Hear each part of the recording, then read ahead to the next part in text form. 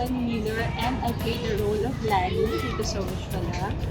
Si Lani ang tiyahe ni Gracia, played by Miss Rochelle Pangilinan.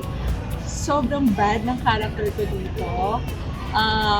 Medyo nilandi ko lang naman yung husband niya. Nagkaroon kami ng affair.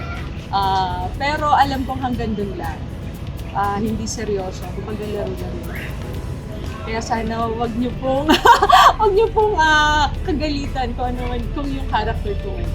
At sana magustuhan niyo. Hoy! Hoy! Hoy! Hoy! Pwede ba huwag kayong magbulahaw dito sa tindahan ko, ha? Malas! Yung dito kayo nag-aaway-away. Alis! Alis!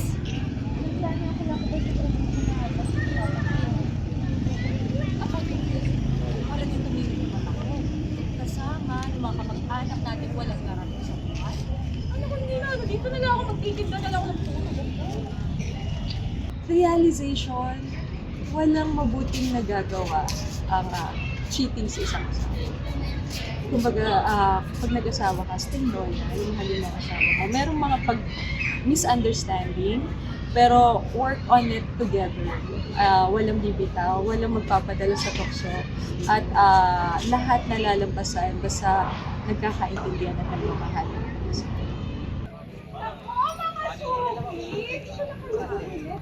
Ay, doon ako! Sarap ang pipinta ko!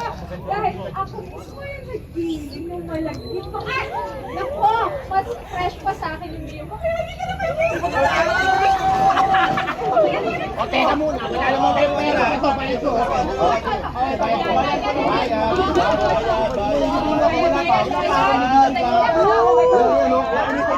Kuya, nakasundero. Ulis ka dyan. Ayan,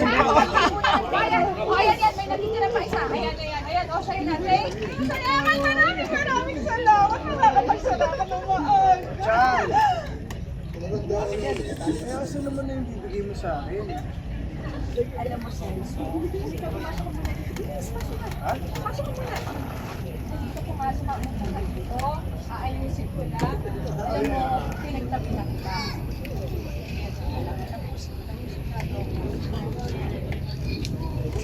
Wala, siyang lani ah.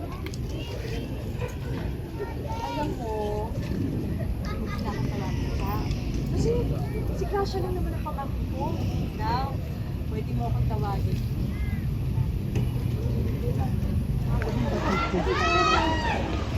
Ang tatlo ko na baby ko.